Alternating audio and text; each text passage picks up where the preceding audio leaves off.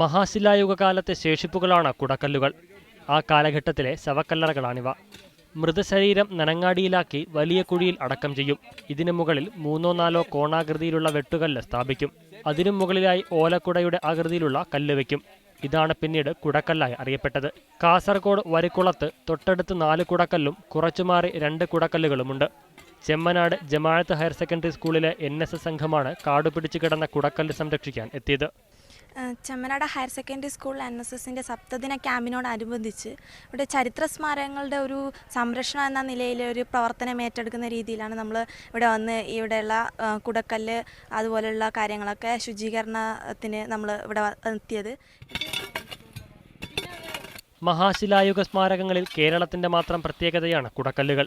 കാസർഗോഡ് വരിക്കുളത്തുള്ള ഈ ചരിത്രശേഷിപ്പിനെ സംരക്ഷിക്കാൻ പദ്ധതികളൊന്നും നടപ്പാക്കിയിട്ടില്ല. മുനിയറ എന്നാണ് സാധാരണ നാട്ടുകാർ ഇതിനെ വിശേഷിപ്പിക്കുന്നത്. ഷഫീഖ് നസറുള്ള, മീഡിയ 1, കാസർഗോഡ്.